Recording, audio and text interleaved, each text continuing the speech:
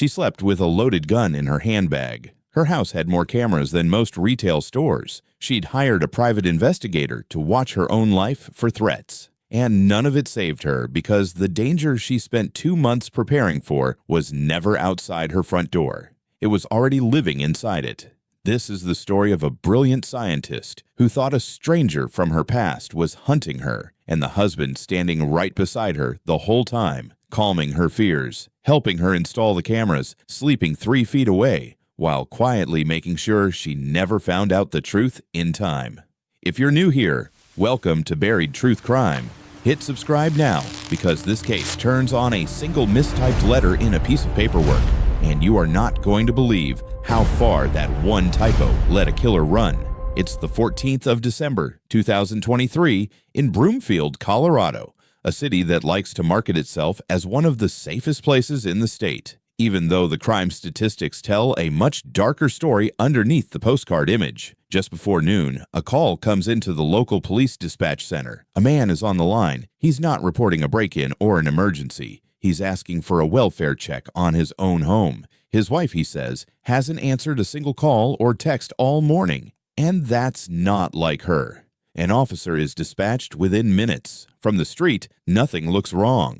The windows are intact. Somewhere behind the front door, a dog is barking, agitated, like it's been alone too long. The officer knocks. Nobody answers. He walks around the side of the house to the garage and looks through a small window built into the door. What he sees in that instant turns a routine welfare check into a homicide investigation. Lying on the concrete floor of the garage next to a gray sedan is 43-year-old Crystal Krug. She is already gone. Here's the detail that should stop you cold, the one that makes this case different from almost any other. Crystal was not caught off guard. For nearly 2 months leading up to this moment, she had been living like she expected exactly this to happen. She had installed a full home security system with cameras covering every entrance. She had hired a private investigator to track down a threat she believed was closing in on her. She had gone through firearms training so she'd know how to use the handgun she now carried everywhere. When officers found her, she was still wearing her winter coat. Her keys were in her hand. Inside her purse was a loaded handgun with the safety already switched off, ready to be drawn in a second. She never got the chance to reach it. Detectives walked the property expecting to find obvious signs of a break-in. A shattered window, a forced door, footprints pressed into the frost near a fence line. Anything that would explain how somebody got past a woman who had spent 2 months turning her home into a fortress. They find nothing. The entire perimeter is untouched. So how does a person get close enough to kill someone who has been on high alert every single day? Someone who sleeps with a loaded weapon within reach? The answer is sitting right there in her own security system. The camera pointed at the front entrance has been deliberately blinded. A strip of blue painter's tape pressed flat over the lens. The interior alarm, the one meant to trigger the instant a door opens unexpectedly, has been switched off entirely, not damaged, not bypassed with force, simply turned off. Whoever did this didn't break into the fortress from the outside. They already had the keys to its blind spots. They understood exactly where the cameras pointed, exactly how the alarm worked, and, as investigators would soon discover, they understood Crystal's daily schedule down to the minute. And then, while officers are still processing the scene, something happens that makes the entire case even stranger. Crystal's relatives begin receiving text messages from her phone, new messages sent after the fact, apparently from a woman who is safe and simply busy. There's only one problem. The medical examiner has already established Crystal's time of death, and it is hours before those messages were sent. Whoever typed them, it was not Crystal. To understand how somebody managed to get this close to her, we have to go back. Past the crime scene, past the harassment campaign that came before it, all the way back to the life Crystal Krug had actually built for herself. Crystal was not the kind of person you'd expect to become an easy target. She worked as a senior biochemical engineer at one of the world's leading life sciences companies, on a team developing advanced medical technology used in cancer detection and DNA analysis. At work, colleagues describe her as sharp, methodical, and the kind of specialist whose judgment entire projects depended on. Outside the lab, she had a completely different rhythm to her life. On weekends, she'd be in the garage with her father, hands covered in grease, rebuilding classic American muscle cars piece by piece. In the evenings, that same woman would step onto a stage as a professionally trained classical dancer with a local conservatory. Precision by day, discipline and grace by night. Crystal approached everything in her life the same way. Break the problem into its smallest parts, solve each one, move forward. Her husband Daniel had built an impressive career of his own, holding a senior leadership role overseeing operations at the state's public health department. On paper, the Krug family looked like the complete picture. 16 years of marriage, 4 children, a comfortable home with the Rocky Mountains as a backdrop, 2 respected careers. It's the kind of life people put on a holiday card. But investigators have learned again and again that the polished image a family presents to the world is often exactly that, an image. By the end of 2022, the marriage had quietly fallen apart behind closed doors. Crystal and Daniel had moved into separate bedrooms, living more like roommates than partners. Friends say Crystal had made her decision. She wanted out, and once she decided something, she didn't second-guess it. People who knew Daniel describe him very differently, as a man who needed control over every room he walked into, at the office, and at home.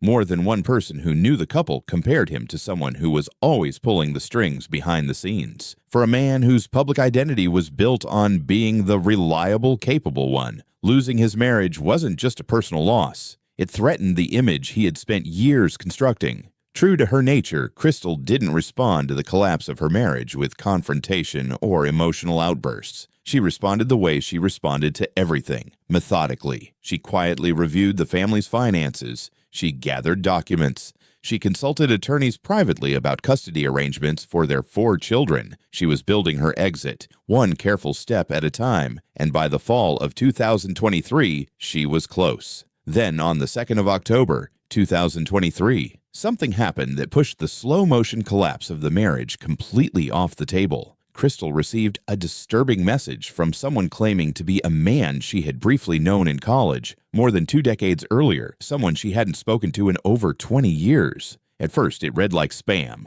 or maybe some strange, misguided joke from the distant past. But the tone shifted fast, from inappropriate to openly threatening. What made it truly frightening was how much the sender seemed to know about Crystal's actual daily life. He mentioned seeing her car outside her dentist's office. He knew her license plate registration had lapsed. By the end of the month, the harassment escalated again. A photo of Daniel taken in the parking lot outside his own office arrived with a message implying he would soon be taken care of. Think about how most people would react to a stranger tracking their movements and hinting at harm to their spouse. Panic would be the reasonable response. Crystal didn't panic. She fell back on the same methodical instincts that defined everything else in her life. On the 7th of November, she walked into the local police department and handed a detective a meticulously organized spreadsheet. Every date, every exact time a message arrived, every email address, every word of every threat, all documented with the same precision she brought to her lab work. Investigators treated it as a priority from day one. Their first move was figuring out how the sender knew so much about Crystal's movements. They put her car up on a lift and searched every inch of it.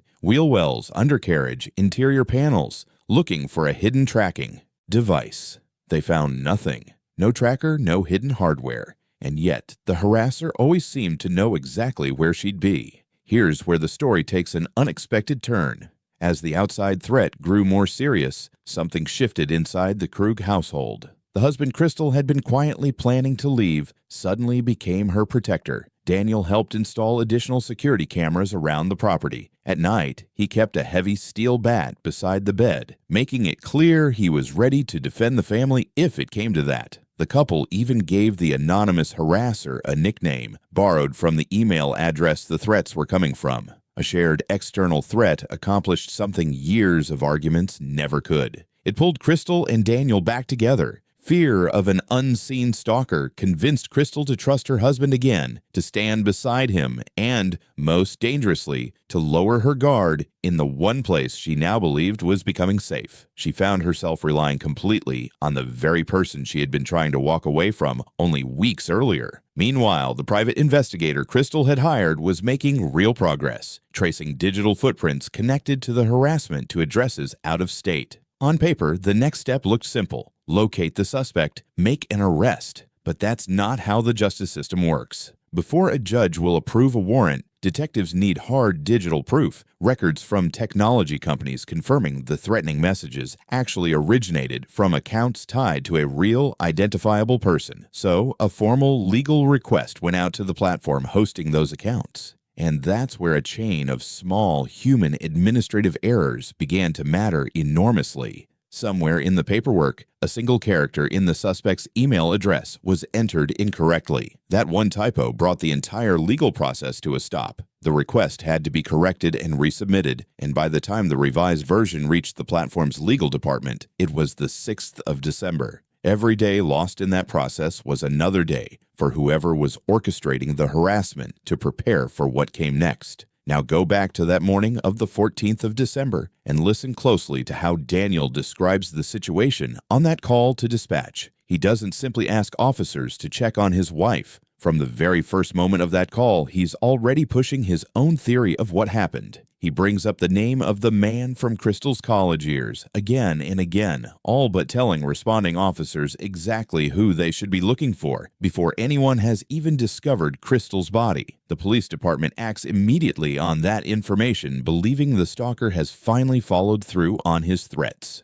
They coordinate across state lines with law enforcement in another state, launching what becomes a multi-state search. Officers locate the man Daniel named and move to bring him in. And that's when the entire theory collapses. At the exact time the murder was taking place in Colorado, the man from Crystal's past was standing at a checkout counter in a large retail store roughly 500 miles away, calmly buying a green sweater. He had a receipt with the purchase time printed on it. Store surveillance cameras captured his face clearly, minute by minute, leaving no room for doubt. There was no version of events where he could have committed a violent attack in one state and appeared on camera at a register in another at virtually the same moment. The man from Crystal's past had nothing to do with any of it. He had simply been living his life, completely unaware that his identity had been borrowed as the face of a months-long campaign of terror. Once that alibi was confirmed, investigators turned the entire case around, focusing now on the one person who had pushed harder than anyone else to convince them an invisible stalker was responsible. That's when a digital forensics specialist stepped in, and fortunately, he wasn't starting from nothing. Crystal's own meticulous spreadsheet became the roadmap for the technical investigation. Every timestamp she had logged pointed investigators straight back through the digital trail of the harassment campaign. Tracing the original email headers led investigators to a public guest Wi-Fi network, not a coffee shop, not a hotel or a library. That wireless network belonged to the state Public Health Department building, the very place where Daniel worked. Apparently, Daniel believed that connecting to a public guest network made him untraceable. What he overlooked is something far simpler. Modern corporate networks log almost everything that touches them. When the forensic specialist pulled those logs, the evidence was unmistakable. At the exact moments the threatening messages were sent, only one device was connected to that particular access point, and its unique hardware address belonged to Daniel's personal smartphone. From there, the evidence built quickly.